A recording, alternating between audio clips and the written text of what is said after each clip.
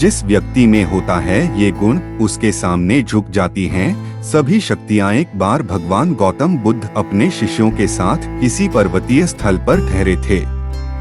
शाम के समय वह अपने एक शिष्य के साथ भ्रमण के लिए निकले। दोनों प्रकृति के मोहक दृश्य का आनंद ले रहे थे। विशाल और मजबूत चट्टान को देख शिष्य के भीतर उत्सुकता जगी। उसने पूछा, इन चट्टानों में तो किसी का शासन नहीं होगा क्योंकि ये अटल, अविचल और कठोर हैं। शिष्य की बात सुनकर बुद्ध बोले कि नहीं, इन शक्तिशाली चट्टानों पर भी किसी का शासन है। लोहे के प्रहार से इन चट्टानों के भी टुकड़े टुकड़े हो जाते हैं।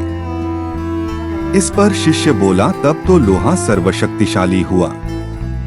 बुद्ध मुस्कुराए और बोले, नहीं, अग्नि अपने ताप से लोहे का रूप परिवर्तित कर सकती है।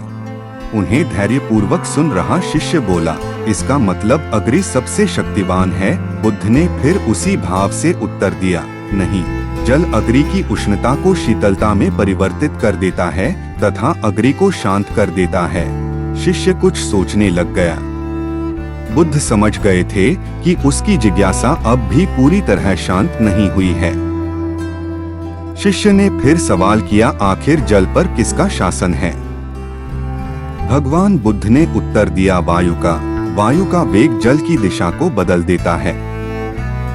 शिष्य कुछ कहता, इससे पहले ही बुद्ध ने कहा कि अब तुम कहोगे पवन सबसे शक्तिशाली हुआ। नहीं, पवन सबसे शक्तिशाली नहीं है।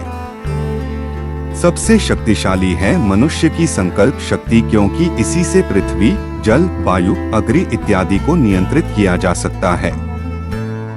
जीवन में कोई भी महत्वपूर्ण कार्य संकल्प शक्ति के बगैर असंभव है, इसलिए अपने भीतर संकल्प शक्ति का विकास करो।